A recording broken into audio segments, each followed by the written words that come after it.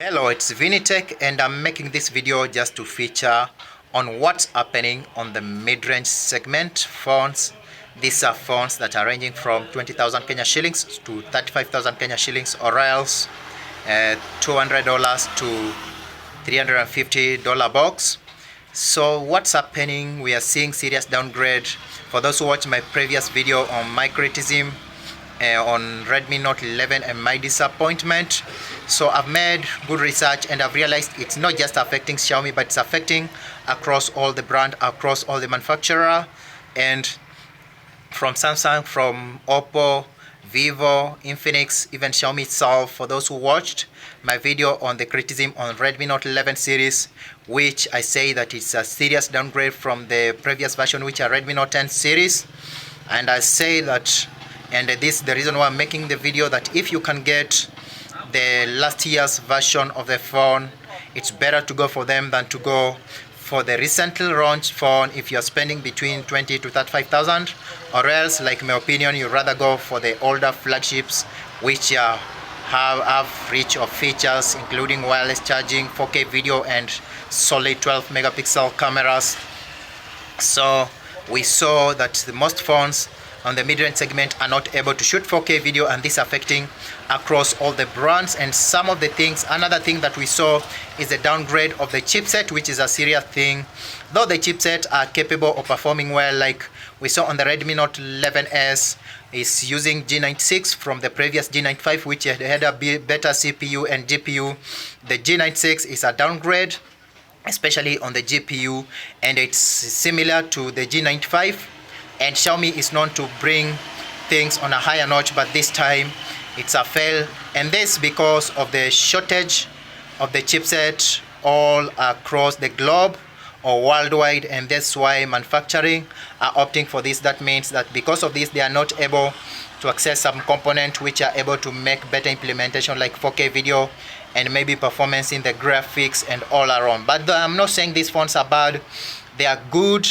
And I know most people don't shoot serious videos. The video that I see are not very serious, they are just video for personal use, but sometimes I do professional video on the phone, and if it was me and someone who does serious video, these are not the phone to go for. So you rather get for the last year's version, which were launched last year, the better, which were better in video and in the photos, but this is affecting across the globe. So the downgrade on the cameras and the downgrade on the chipset, not really on the image quality, but on the general camera implementation. So that's why this mid-range of this year are not things that I can recommend 100%, unless maybe you're buying phone for general use. But maybe if it's for video and you want better phone, you'd rather go get the last year's version if they are still available in the market. And that's why most of my customers, I'm really recommending Redmi Note 10s rather than Note 11s, because of my own good reasons and my research that I've made. So these are the things that are affecting the phone, the mid-range phone, across the globe and across all the manufacturers. I made criticism on Xiaomi because I always expect Xiaomi to raise the standard and other company to follow suit, but this time it did not happen so.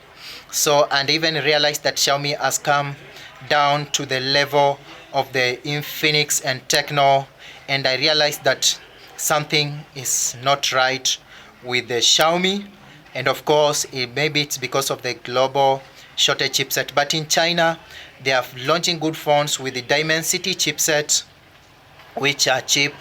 But in Kenya we are getting phones with the Midrange G96 at above 30,000, which I cannot really spend my money on buying it. I wish we had even a lower version of Snapdragon like Redmi Note 11. I found it to be quite good piece because of Qualcomm Snapdragon, though it is not capable of shooting 4K video because of the graphics, but it's a good piece if you want a phone with the AMOLED screen.